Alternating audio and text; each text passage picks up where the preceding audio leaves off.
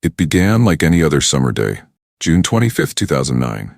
Los Angeles moved at its usual rhythm, traffic crawling, headlines rolling, lives unfolding in quiet routines. But by the afternoon, everything stopped. Phones buzzed, news alerts flashed, crowds gathered around screens in disbelief. Because one message was spreading faster than anyone could process. Michael Jackson was gone.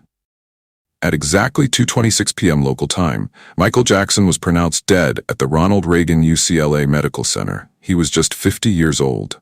Within minutes, news outlets scrambled to confirm what seemed impossible. Some hesitated, others rushed.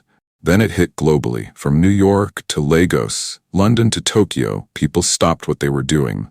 Radio stations paused. Social media, still young in 2009, surged under the weight of millions searching the same question: is this real? For many, it felt unreal. Because Michael Jackson wasn't just a singer, he was a soundtrack to entire generations. To understand why this moment shook the world, you have to understand who he was. Michael Jackson wasn't just famous, he was historic. From his early days with the Jackson 5 to becoming the king of pop, he redefined music, dance, and global entertainment. Albums like Thriller didn't just sell, they dominated. Broke records, shaped culture. Music videos became cinematic experiences.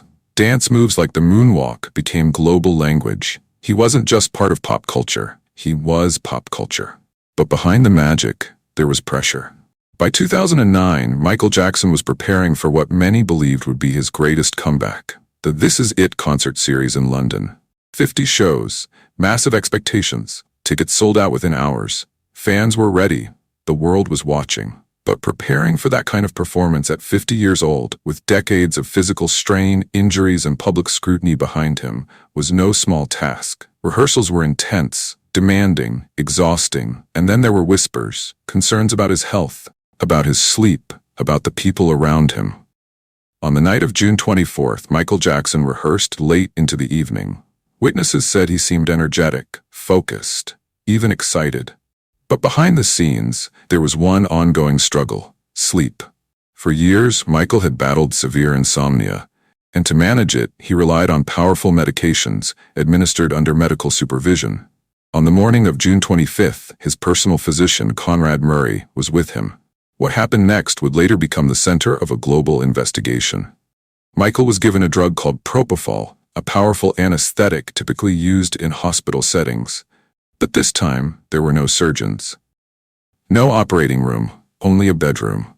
At some point that morning, Michael Jackson stopped breathing. Emergency services were called. CPR was attempted. Paramedics rushed him to the hospital, but it was too late. The king of pop was gone, because no one saw it coming. Just days earlier, rehearsal footage showed him dancing, singing, preparing. He was about to step back into the spotlight in the biggest way possible. There was anticipation, excitement, hope, and then suddenly, silence. It wasn't just the loss of a celebrity. It was the loss of a global symbol. While the world mourned, questions began to rise. How could someone under professional care die like this? Why was such a powerful drug used outside a hospital? Investigations revealed a troubling reality. The Los Angeles County coroner ruled Michael Jackson's death a homicide, caused by acute propofol intoxication. His physician, Conrad Murray, was later charged and convicted of involuntary manslaughter.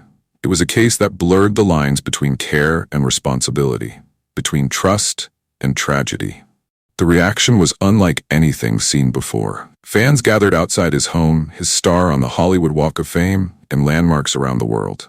Vigils lit up cities. Music stores sold out. Radio stations played his songs non-stop. Even years later, it remains one of the most watched news events in history.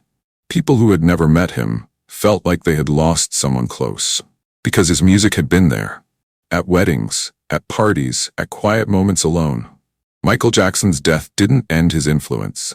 If anything, it amplified it. Sales of his music skyrocketed. New generations discovered his artistry. Documentaries, tributes, and performances kept his legacy alive. And the planned This Is It concerts, they became a film offering a glimpse into what could have been. The truth is, it didn't, not really. Because legends like Michael Jackson don't simply disappear. They evolve, they echo, they remain. His death became more than a headline. It became a conversation about fame, about pressure, about the cost of being the greatest.